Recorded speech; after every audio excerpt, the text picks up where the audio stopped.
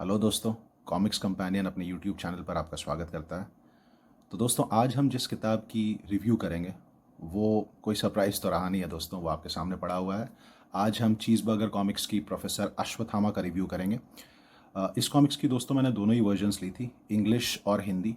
तो दोनों ही वर्जन्स में क्या डिफरेंट है, कौन सा वर्जन किससे बेटर है, किस में कौन सी खासियत है, ये सारी चीज़ों के बारे में बात करेंगे। लेकिन सबसे पहले दोस्तों स्टार्ट करते हैं इस कॉमिक की लुक और फील से।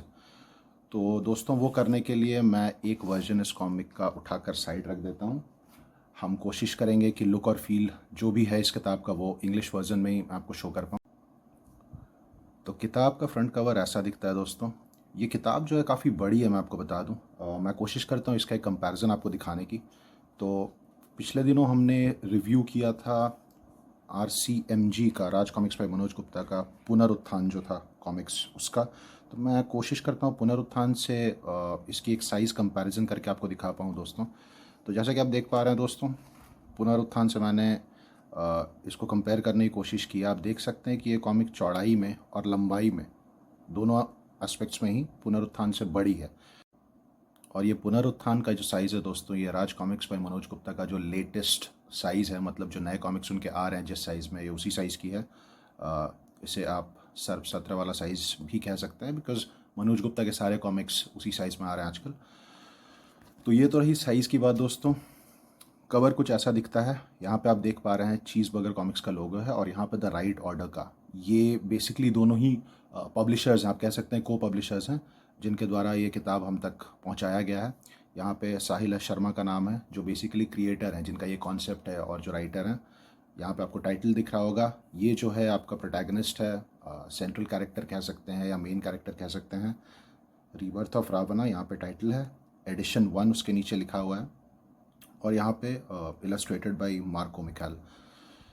तो दोस्तों ये जो राइट ऑर्डर पब्लिशर हैं, इनके द्वारा ये कॉमिक्स एडिट भी की गई है। अंदर क्रेडिट्स है तो वहाँ पर हम यह देख ही सकते हैं। तो सामने वाला पोर्शन तो कवर का दोस्तों ऐसा दिखता है। पीछे अगर हम देखें तो यहाँ पर एक बहुत ही इंपॉर्टेंट कैरेक्टर है दोस्तों कहानी का, जिसकी तस्वीर यहाँ पे दी हुई है, जैसा कि आप देख पा रहे हैं। और उसके नीचे आप देख सकते हैं यहाँ पे ISBN है, प्राइस लिखा हुआ है 249। हालांकि दोस्तों इस पर कुछ डिस्काउंट है, तो ये आपको 200 से भी कम में मिल जाएगी। यहाँ पे फिर से आप देख सकते हैं जो दोनों पब्लिशर्स हैं उनके लोगोस हैं, एडिशन 1 और फिर मार्को मिकाएल, जिनके द्वारा इलस्ट्रेट की हुई है किताब, उनका नाम है यहाँ पे। तो अब दोस्तों डाइव इन करते हैं, अंदर जाते हैं और देखते हैं कि अंदरूनी पेजेस कैसे दिखते हैं, और बात करते हैं कहानी कैसी है, आर्टवर्क कैसा है, और भी दूसरे एस्पेक्ट्स की। चलिए देखते हैं अंदर के पेजेस। दोस्तों इसमें मुझे एक बुकमार्क मिला है, और ये बुकमार्क मुझे हिंदी वाले एडिशन में भी मिला है। राइट ऑर्डर का इस पर लोगो है और राइट ऑर्डर लिखा हुआ है, तो thank you to the publisher. यहाँ पे दोस्तों आप देख सकते हैं कॉमिक का जो टाइटल है प्रोफेसर अश्वत्थामा, और प्रोफेसर अश्वत्थामा का एक पिक्चर है, उसके नीचे यहाँ पे क्रेडिट सारे दिए हुए हैं। और फिर यहाँ पर एक डिस्क्लेमर है, राइट ऑर्डर और चीज़बर्गर कॉमिक्स का वेबसाइट का एड्रेस है, जैसा कि आप देख सकते हैं। और यहाँ पर फिर पब्लिशर का लोगो है इस जगह पर। तो कहानी शुरू होती है एक पागल साइंटिस्ट से और उसके एक असिस्टेंट से। तो ये साइंटिस्ट जो है दोस्तों, ये श्रीलंका के एक म्यूज़ियम से एक मणि चुराता है, रत्न। और इसका मकसद है उस रत्न को एक डेड बॉडी में लगाना और उस डेड बॉडी को फिर से जीवित करना। तो जिस मणि की बात हो रही है वो है राक्षस राज रावण की मणि, और जिस डेड बॉडी को रेजरेक्ट करने की बात हो रही है वो है मंगोलियन एम्पायर का जो रूलर था, चंगेज़ खान, उसकी। तो कहानी के बारे में मैं आपको ज़्यादा आइडिया देना नहीं चाहूँगा दोस्तों, क्योंकि ये कहानी ऐसी है कि आप जब पढ़ेंगे खुद तो आपको बहुत ज़्यादा मज़ा आएगा। तो बस मैं इतना ही बताना चाहूँगा कि ये जो साइंटिस्ट था, ये वो ज्वेल ले जाके उसे उस बॉडी में लगा के उसमें रावण की आत्मा को घुसा के उस बॉडी को रिजरेक्ट करना चाहता था, और फिर उसके माध्यम से ये लोग वर्ल्ड डोमिनेशन और राक्षस जाति का जो अपना वर्चस्व है पूरी दुनिया पर वो फैलाना चाहते हैं। कहानी के बारे में आप फ़िलहाल इतना ही जानिए, वही अच्छा है। आप खुद पढ़ेंगे, आप खुद एक्सप्लोर करेंगे, आपको बहुत मज़ा आएगा। इस कहानी का जो सबसे यूनिक एस्पेक्ट है दोस्तों वो ये है कि इस कहानी में माइथोलॉजी है बिल्कुल, और उसके साथ ही साइंस फिक्शन भी है। और ये जो कॉम्बिनेशन है दोस्तों माइथोलॉजी और साइंस फिक्शन का, ये कॉम्बिनेशन मुझे पर्सनली बहुत ही डेडली लगता है। मुझे माइथोलॉजी बहुत ही ज़्यादा इंटरेस्ट करती है, और उसके साथ अगर एक कंटेम्प्रेरी फील देने के लिए थोड़ा सा साइंस फिक्शन को भी कहानी में यूज़ किया गया है, तो इससे डेडली कॉम्बिनेशन नहीं हो सकता। ये जो अमेलगमेशन है दोस्तों, ये बहुत ही बढ़िया बन पड़ा है। कहानी का जो हीरो है प्रोफेसर अश्वत्थामा, उसके बारे में पहले 2 पेजेस में थोड़ी सी जानकारी है, और फिर एंड की तरफ उसकी एंट्री होती है, यहाँ पे आप देख सकते हैं। तो बस हमारा सेवियर एक ही है। हम दुआ कर रहे हैं, हम प्रे कर रहे हैं कि प्रोफेसर अश्वत्थामा हमें बचा पाए, सारी दुनिया को बचा पाए, और अब आगे देखना है कि वो ऐसा कर पाते हैं कि नहीं। आर्ट वर्क की बात कर लेते हैं दोस्तों।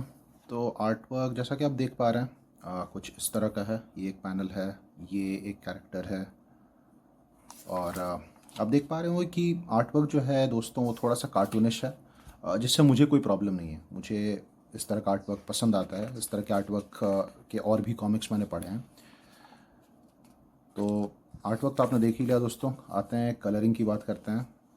कलरिंग में एक एक्सपेरिमेंट की हुई है दोस्तों। थोड़ा सा मैं आपको पीछे ले जाता हूँ, पीछे के 1-2 पेजेस में आपको दिखाता हूँ ताकि आपको बेटर समझ में आए। आप देख पा रहे हो कि कलरिंग जो है वो थोड़ा सा डिफरेंट है। मतलब we are not use to seeing this kind of colouring normally हमारे हिंदी पब्लिशर्स के कॉमिक्स में। आप देख पा रहे हो कि हर पेज में दोस्तों एक पर्टिकुलर कलर पैलेट से मेरा अर्थ है हर पेज में एक या 2 कलर्स का जो है बहुत ज़्यादा यूज़ है। जैसे आप अगर इन 2 पेजेस को देखें तो आपको ऐसा फील होगा कि इसमें पिंक और पर्पल का बहुत ज़्यादा यूज़ है। सिमिलरली इन 2 पेजेस में भी वही है। थोड़ा सा अगर आगे बढ़ें तो आप इस पेज को अगर देखेंगे तो आपको फील आएगा कि इस पेज में ब्लू और ब्लैक का एक शेड है। इसके बाद और कुछ पेजेस देख लेते हैं।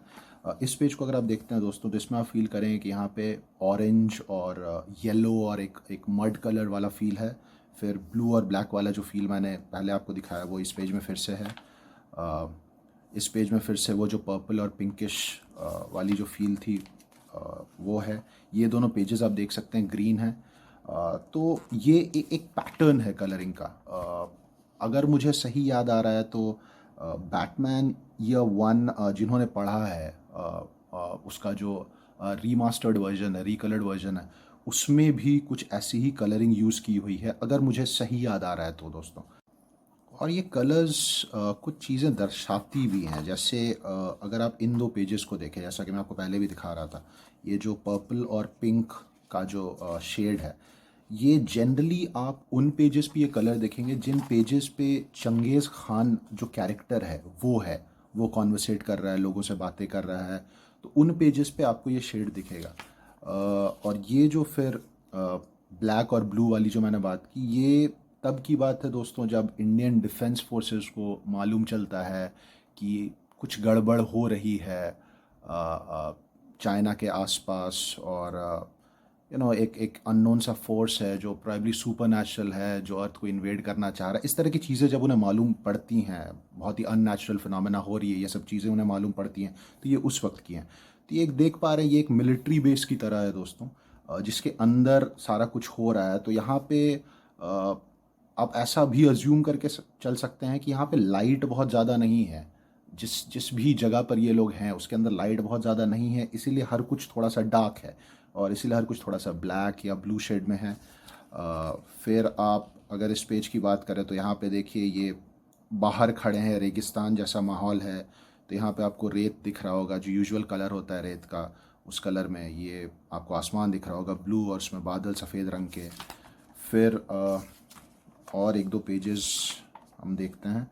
इस पेज की अगर बात करें दोस्तों तो यहाँ पे ये जो कलर यूज्ड है येलो, ऑरेंज और मड कलर, जैसा कि मैं बात कर रहा था, तो यहाँ पे देख पा रहे एक हेलीकॉप्टर जा रहा है, और आसमान आपको यहाँ पीछे जो है थोड़ा सा पिंकिश दिख रहा है, थोड़ा सा ऑरेंजिश दिख रहा है। तो ये एक फील देता है दोस्तों कि ये शाम का वक्त है, और जब सन सेट होता है तो हम नॉर्मली देखते हैं कि आसमान ऑरेंज हो जाता है, थोड़ा डार्क येलोइश हो जाता है, तो ये एक उस तरह का फील देता है। ये फिर यहाँ पर देखिए एक रात का सीन है, यहाँ पे जो भी घटनाएं घट रही हैं, इवेंट्स हो रही हैं, वो रात में हो रही हैं। तो आप देखिए यहाँ पे फिर वो आपका ब्लू और ब्लैक वाला जो फील है, जो मैं कलरिंग में आपकी बात कर रहा था, उस तरह का फील है। तो ये बहुत ही कमाल की चीज़ है जो इन्होंने की है। यहाँ पे देखिए ये दोनों पेजेस ग्रीन है, तो ये एक दूसरी जगह है जहाँ जो प्रेसिडेंट हैं और डिफेंस फोर्सेस है सबकी मीटिंग वगैरह हो रही है। तो वहाँ का जो अंदर का सिनारियो है वहाँ पर सब कुछ ग्रीन दिखाया गया है। तो मुझे मज़ा आया ये कलरिंग देखकर पर्सनली। जो चीज़ मुझे प्रॉब्लम कर गई दोस्तों वो ये है कि कहीं कहीं जो पिक्चर्स हैं वो बड़े डार्क हैं और आपको समझ नहीं आता कि एग्जैक्टली क्या हो रहा है। तो मैं कोशिश करता हूँ एक दो पेजेस वैसे निकालने की जो मैं आपको एग्जांपल देके समझा पाऊँ, आपको दिखा पाऊँ, तो आपको ज़्यादा समझ में आएगा। जैसे इन पेजेस को अगर आप देखें दोस्तों तो यहाँ पे ये पैनल जैसे हो गया, फिर ये पैनल हो गया, ये कुछ पैनल्स जो हैं दोस्तों वो थोड़े डार्क बन पड़े हैं, और इसके आगे भी कुछ पेजेस में ऐसे पैनल्स हैं जो डार्क बन पड़े हैं, जिससे कि आपको बहुत ज़्यादा समझ नहीं आता है कि पिक्चर में क्या हो रहा है, या आपको बहुत ही ज़्यादा ध्यान से देखना पड़ता है समझने के लिए कि एग्जैक्टली पिक्चर में क्या हो रहा है। ऐसे यहाँ पर भी तो इन पेजेस में कौन कैरेक्टर किसको मार रहा है, कौन किस पर गोली चला रहा है, क्या हो रहा है, ये समझने के लिए आपको थोड़ा सा ज़्यादा अटेंटिव होकर पढ़ना पड़ता है, थोड़ा सा ज़्यादा देखना पड़ता है, ध्यान देकर आंखों का ज़्यादा एक्सरसाइज हो जाता है। तो मुझे उस चीज़ से थोड़ी सी प्रॉब्लम हुई। अदरवाइज़ ये जो कलरिंग का पैटर्न है ये मुझे काफ़ी पसंद आया। बात करते हैं लेटरिंग की। डायलॉग्स ठीक ठाक हैं, बट जहाँ पे मुझे प्रॉब्लम हुई है वो ये है कि ये जो लेटरिंग, ये जो स्पीच बबल्स है उसके अंदर जो लिखाई है उसका जो फॉन्ट है वो कंसिस्टेंट नहीं है। अब क्योंकि मैं इसकी बात कर रहा हूँ तो मैं यहाँ पे हिंदी वर्जन भी ले आता हूँ ताकि हम दोनों को साइड बाय साइड कंपेयर कर पाएँ और मैं अपनी बात आपको बहुत अच्छी तरह से समझा पाऊँ। तो अगर आप हिंदी वर्जन को देखें तो आप देखें कि इसकी जो लेटरिंग है वो इसमें जो फॉन्ट यूज़ किया गया वो काफ़ी कंसिस्टेंट है। तो ये हिंदी जो वर्जन है उसमें बहुत ही अच्छा काम हुआ है, और ये जो हिंदी का जो ट्रांसलेशन इस किताब का वो किया है हमारे इंडियन कॉमिक्स ट्यूबर ने, जो कि मैं कहना चाहूँगा बहुत ही बढ़िया। मैंने एक्चुअली दोनों वर्जन्स ही पढ़ी, मैंने पहले इंग्लिश पढ़ी फिर मैंने हिंदी भी पढ़ी। तो हिंदी का जो ट्रांसलेशन है वो बहुत ही बढ़िया हुआ है, और मैंने उनको पहले भी कहा था कि उनकी हिंदी की पकड़ काफ़ी अच्छी है। तो जब मैं कहानी पढ़ रहा था, जब मैं हिंदी में पढ़ रहा था, तो मैं खुद सोच रहा था कि अगर अगर मुझे ये कहानी ट्रांसलेट करनी होती हिंदी से, सॉरी इंग्लिश से हिंदी, तो क्या मैं कर पाता। मुझे नहीं लगा कि मेरे बस की बात है। But a big thumbs up to Indian comics tuber जिन्होंने ये कर दिखाया। तो जैसा कि मैं बात कर रहा था दोस्तों, अगर आप फॉन्ट देखते हैं कंसिस्टेंट है हर जगह, ठीक है। और जो फ़ॉन्ट का साइज़ भी है वो भी बहुत कंसिस्टेंट है। एक ही फ़ॉन्ट है, फ़ॉन्ट का साइज़ भी एक ही है, तो ये दिखने में खूबसूरत लगता है। और अगर इसी जगह मैं इंग्लिश वाले वर्जन की बात करूँ तो आप देखेंगे कि यहाँ पे ये जो फ़ॉन्ट है इसका साइज़ थोड़ा बड़ा है, यहाँ पे थोड़ा सा छोटा है। फिर अगर आप स्पीच बबल्स को देखें तो आपको फ़ील होगा कि इतना स्पेस क्यों ही लिया गया है। आप जो यहाँ पे लिखाई देख रहे हैं वो छोटी कर की जा सकती थी। ऐसे यहाँ पे ये भी पढ़ने लायक है, ये बहुत ज़्यादा छोटी नहीं है। तो आप इस लिखाई को भी छोटी कर सकते थे और स्पीच बबल को छोटी कर सकते थे, जिससे क्या होता है कि आपका जो आर्ट वर्क है वो ज़्यादा निखर के आता, आर्ट वर्क के लिए ज़्यादा जगह बचती। तो एक तो फ़ॉन्ट छोटे बड़े हैं, फिर थोड़े बहुत ग्रामेटिकल एरर्स भी हैं इंग्लिश वर्जन में, और कहीं अचानक से फ़ॉन्ट स्टाइल चेंज हो जाता है, कहीं पे फ़ॉन्ट साइज़ चेंज हो जाती है। तो इस चीज़ में बहुत ज़्यादा इनकंसिस्टेंसी है इंग्लिश वाले वर्जन में। हाँ, एक जो मुझे प्रॉब्लम हुई थी जब ये किताब मैं पहली बार पढ़ रहा था, और ये स्पेशली पब्लिशर के लिए है, कि इसके पेजेस जो थे वो चिपके हुए थे। तो अभी भी जब मैं पेजेस टर्न कर रहा था, आपने नोटिस किया होगा आपको क्रैकिंग की आवाज़ आ रही थी। वो इसलिए क्योंकि इस जगह पर अभी भी कुछ पेजेस चिपके हुए हैं। हालांकि मैंने दोनों ही किताबें पढ़ ली हैं, दोनों ही वर्जन्स की किताबें पढ़ ली हैं, बट अभी भी थोड़ी सी पेजेस चिपकी हुई हैं। तो जब मैं कुछ पेजेस खोलता हूँ तो आवाज़ करती है। क्या है कि अगर आपका पेज जो है वो ब्लैक है, मतलब आपके जो बॉर्डर्स ब्लैक हैं, और अगर आपके पेजेस चिपके हुए निकलें, तो बहुत बारी क्या होता है कि आप जब दोनों पेजेस को अलग करते हैं ना, तो वहाँ पे एक वाइट सा एक एक दाग रह जाता है। वो इसलिए होता है क्योंकि एक पेज का पेपर दूसरे पेज पर चिपक चुका होता है, तो वो ब्लैक के ऊपर वाइट आ जाता है, तो वो फील बहुत ही बुरा लगता है। और आप जब एक नई किताब लेते हैं, पैसे देकर लेते हैं, तो आप ऑब्वियसली नहीं चाहते हैं कि वो किताब किसी भी तरह से डैमेज्ड कंडीशन में आए। तो दोस्तों ये था मेरा रिव्यू प्रोफेसर अश्वत्थामा का। कहानी अभी शुरू हुई है और ये कहानी कम से कम 3 भागों में आनी चाहिए। ज़्यादा भाग भी बन सकते हैं, लेकिन जो इनिशियल शुरुआत है, जो कहानी का अभी जो स्टार्टिंग फेज़ है, वो बहुत ही बढ़िया, बहुत इंटरेस्टिंग है। आगे क्या होता है ये जानने की जो एक्साइटमेंट है, जो उत्सुकता है, जो क्यूरियोसिटी है, वो बनी रहती है। और जब अगला भाग आता है तो मैं कोशिश करके उसका भी रिव्यू आपके सामने लाने की कोशिश करूँगा। इस कॉमिक्स के बारे में आपके क्या विचार हैं? क्या आपने ये अभी तक पढ़ी है या नहीं पढ़ी है, या पढ़ने की सोच रहे हैं? आप अपने राय से, आप अपने कमेंट से ज़रूर अवगत कराएं। आप अपने कमेंट सेक्शन में डाल सकते हैं। तो दोस्तों ये था हमारा आज का रिव्यू। जल्द ही आपसे मुलाकात होगी एक दूसरे कॉमिक्स के रिव्यू के साथ। तब तक के लिए टेक केयर, बाय बाय।